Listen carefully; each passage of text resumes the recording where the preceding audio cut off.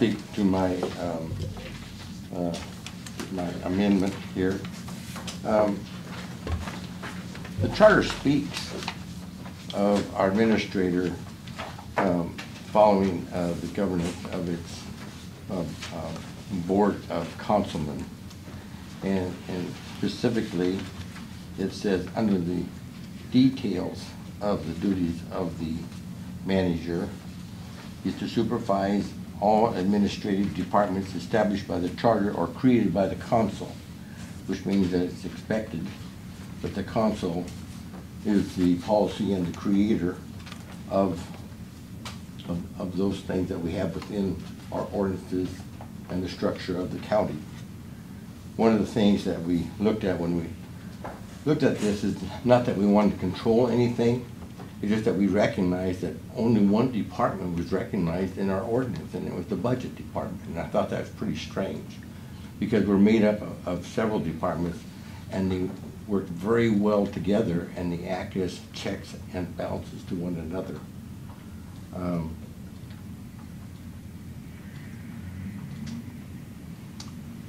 It can always be changed afterwards. We have that right to change it back or forth. The difference is after the charter, after January 1, only 100 signatures will delay any operation or of the county going forward. For example, if we wanted to omit some of those, 100 people sign on a piece of paper and it has to go onto the ballot in November. That puts us at a standstill for reorganizing the county. So it's important that we recognize what we have today has been very, very successful, and it has checks and balances within it. One of the things that we have to recognize is that it's big, and you don't shove everything underneath one tent. And it being big like that, it has a way of creating those checks and balances. The other thing I noticed on this, it affects other elected officials. So by the actions that we do here and the creation of the departments, it affects other departments. And I think that's why Peter is here to speak on behalf of those other elected officials. I've already mentioned that the charter recognizes the Board of County Council to be responsible for the structure. Some of those that I mentioned here: Health Department, Public Works, Community Services, and Environmental Service budget. They're huge. The Health Department alone is huge. And they're so huge that each one has its own budget person for that reason, because they're complex.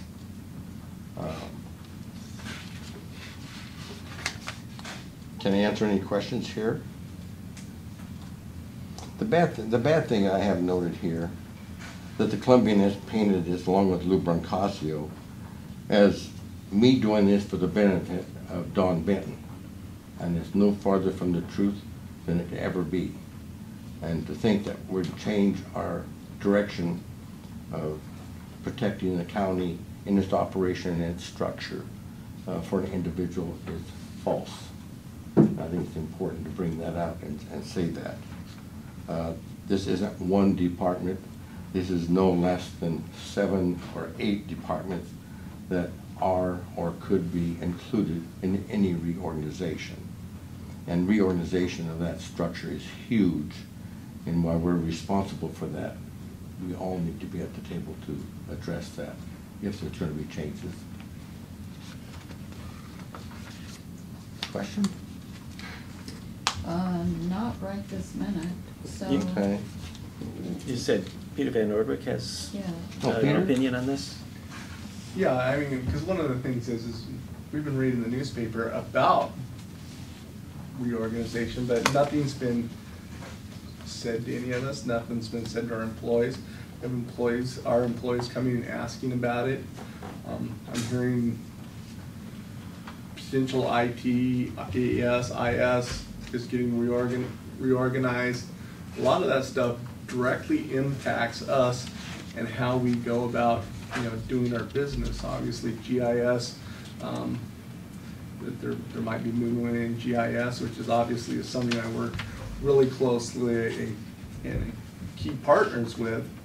And, you know, any talk of any changing, any reorganization of anything out there that impacts our offices and our processes that cross these different departments, we obviously want to, you know, make sure that, number one, we're informed ahead of time exactly what's going on, how it impacts the processes, how it impacts the agreements that we have with the commissioners. For example, like with GIS, the agreement we have with the commissioners in terms of land records included in GIS, even though that is a function of mine, required in the state law. So we have that agreement to sign. Anytime any sort of changes like that are happening that impact our duties, we want to make sure that, you know, we're at the table, we're hearing, we have a say, and we're working through the entire process to make sure that any changes is done in a smart manner that doesn't impact unknowingly processes and with the elected officials. So that's mainly what I wanted to. So, you know, that's right, rightly so, with your connection with the assessor and the auditor's office as well. The clerk, you know, you wouldn't go back and recognize or combine the prosecuting attorney or the sheriff's department or the treasurer's department. They all work in conjunction with each other. And to think that they could be combined, I'm not quite sure how you can combine the assessor and the treasurer, or the treasurer and the sheriff's department, and that's what we're looking at here. The But health Commissioner, department is very, very different from the GIS. The yes. charter only speaks to departments that belong to the county council. The charter doesn't say that the county manager can combine the assessor and the treasurer, because they are separate executives. I didn't say that. Oh, I thought you did, sorry. No, I read from the charter of what the role of the manager would be, and that would be to recognize and administer those things created by the council. B. Sub Yeah, one. but you had mentioned it wouldn't make sense to combine the Oh, assessor and the treasurer. Yeah, I'm just using it for an example of each one is very important within itself. While they're independent of themselves, they do work in combination with each other. Yeah, So I got it. I do hear the point that with this charter coming on board, it leaves a lot of uncertainty. And even though you will continue to fill your role, it sounds like you rely on some existing county departments for support in one way or another. Yeah, there's a And lot that- of functions that are Yeah, central. that are integrated, that you jointly use or whatever. And so I think the lack of information is leaves more uncertainty and more difficulty. It's my understanding that we're trying to work through, and apparently there are, and I haven't had this conversation yet with Mr. McCauley, but there are some departments or roles or functions that will be changed or merged or eliminated. That does leave some uncertainty. So is it that uncertainty? No, it's that uncertainty because you talk about departments, and we're hearing about reorganizations through the grapevine, which we haven't been told about, which are actually central to some of the functions that we have in our office. And so obviously anytime you're doing that, you're saying, where's our input, if you are going to even change process, you know, combine departments, and we have processes that go through those departments, you know, at least some discussion in terms of, you know, how is it going to work, who's going to do the job, who do we forward the information to now, the existing processes. Want to make sure that nothing moves forward too rapidly that doesn't allow time for those discussions and everything to be made. So that sounds to me like not an organization issue except in the communication of what will change and when, so that you can have your input in time to make sure your functions are preserved. So I think the other issue is here, specifically within the county structure, is there any benefit to what you're offering? And I take you, when I see the departments that you listed, I wouldn't even consider an ordinance that was department-specific to preserve a job or a department. I wouldn't even want to hear about it. I wouldn't be interested in that. There is some, let me start from the beginning. So what the citizens told us with the charter is that they wanted to be more confident that the county had some balance. And they, in their mind, through this charter, they believed that that balance would be created by there being sort of a more profound separation between the commissioners and the county administrator. The reason for that is balance. That's what the citizens told. The way I interpret the charter is they wanted a balance and a cooperation and a respect. And I think they're right about that. I think it's important that that be demonstrated. So my concern, though, about what the charter did is really empowered all in the hands of the county administrator and left a different role for the county commissioners. And I think I'm a little uncomfortable that that didn't balance the power. I mean, I have some concerns about that. Where the balance of that can come is sort of in the proof of what the county manager can do and how he does it. So one way to do this is to maybe codify, or whatever we would call it, certain departments to ensure they're preserved. On the other hand, then I'm uncomfortable that if in your best judgment there needs to be some merger or some elimination in order to maintain our budget goals, well, our financial feasibility, in other words, that I would not want to see your hands tied, that you couldn't do that. So I see some value in this, and I'm trying to figure out where this road is that the citizens have asked us for, which is a balance, and how can we best get there. So in a way, this offers the potential for some balance, but I don't even know if those are the most logical departments to be separated out. On the other hand, I think that the charter was written to give you that authority. So what do we do, and would this even be the tool? I'm not sure yet. It says established by the charter or created by the council. It doesn't mean that the council can't come back and reorganize. We can still come back and have a collective effort to reorganize, and then our administrator would administrate what he needs to do there. But under the organization and the structure of the county, we're very, very successful, and I think it needs to be a team effort. Without this, there wouldn't be a requirement of team effort. Only in one department.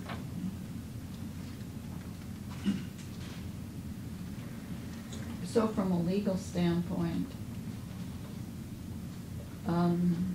this ordinance, in your estimation, if we approved it, would it even be binding?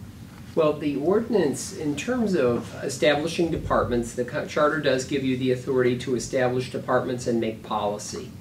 If it crosses the line between the legislative function that is charged to the council or councilors, it will be found to be invalid to that extent. To the extent it makes policy and doesn't interfere with the duties that were charged to the executive branch, then that court will interpret it that way.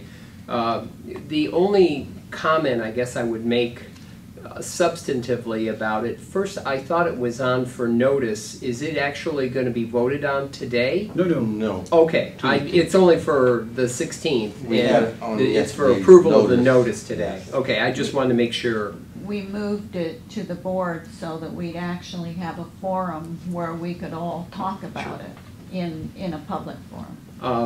But there's one department I think you want to rename if you choose to go forward in. The department you've called community planning, the functions you've listed under that are actually the functions of community development.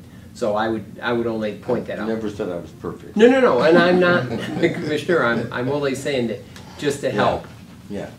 We don't want to codify it in that form, but so I think that's the way a court will say, or a court will review this. A court will look to the fact that you have the authority to make policy, and if you say that the functions that these departments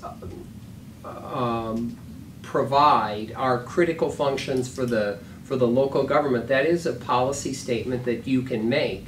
How far that goes is sort of unknown, because the ordinance doesn't really say what happens or what must happen within these departments, so it creates a little bit of a question, and that's is expected to be our administrators, our managers. okay. Yes. Okay.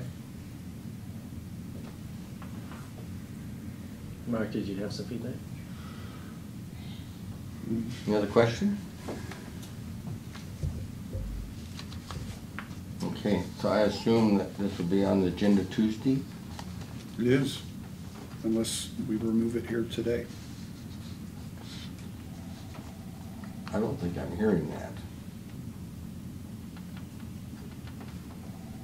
Well, We're gonna discuss it again, and then we'll vote. You know, And- once this is there, it's easy to remove it or remove parts of it. But if it's not there, you can't plant it there without showing more Well, hostile and contempt. we have a or- limited time that we could put it forward if we think it's a good Well, idea. no, if you put it forward after January 1, I understand that. okay. The I'm not offering any assurance about how I'm gonna vote on it. No, of course. We have one hearing next Tuesday between now and the first of the year, unless you want another one, and there's no problem with that. We have the 23rd available and the 30th available. Okay. Yes, and the fact that there's a hearing does not imply how that hearing is going to turn Right. out. That's the Just wanna purpose be for a clear hearing on is that. not only for us to be able to deliberate about it, but it's also be Mhm. able to allow the public to come in and be able to share their feedback about whatever that's what a hearing is, right? Yeah, but I wanna make it clear that I would even consider it does not in any way diminish my confidence in the manager.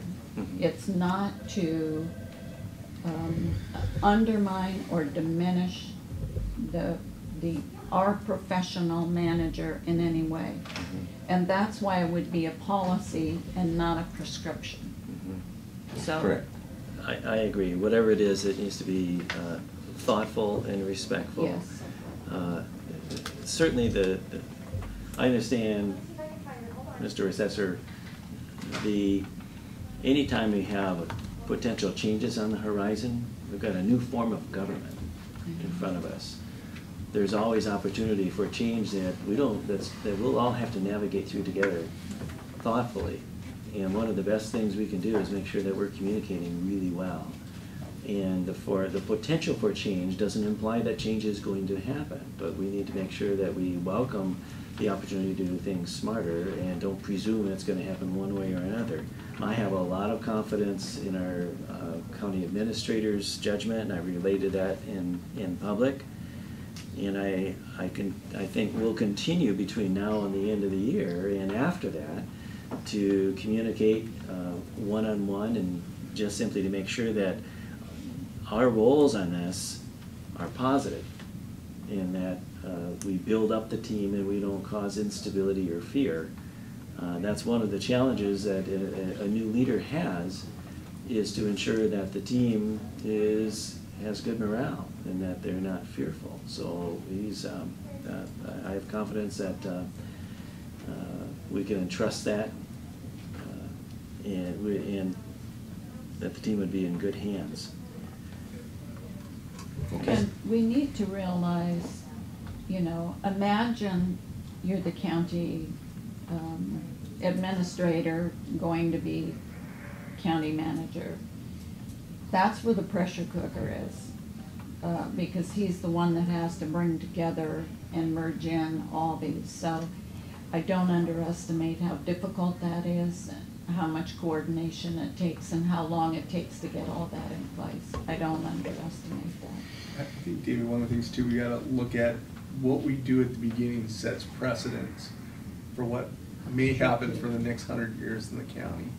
And, Fred someday may be county manager, and Fred comes in and all of a sudden he decides to make sweeping changes, and there's precedence for him doing that, and it impacts the other elected officials. And, somewhat, if you have it in code and it has to go and it has to be changed, it kind of slows the process down, because if a reorganization makes sense, and with everyone, all of us within the executive branch there look at it and say, hey, this is what really would be good to make the county be more efficient and move forward, we should be able to convince the council that that's the right way to go. Yeah, I'd say Fred was a bad hire. Yeah, but I'm just saying, but there's that potential down the road, and we have to really be cognizant of what we do here could be setting the stage for whether or not the charter is successful or isn't. And the early days are going to be very important in that. Under the charter, the elected officials kind of take the role of the guy riding the train. You wouldn't allow them to blow the whistle or steer the train, but we have to leave the track and see who gets the plane. Okay, with that, we'll move on.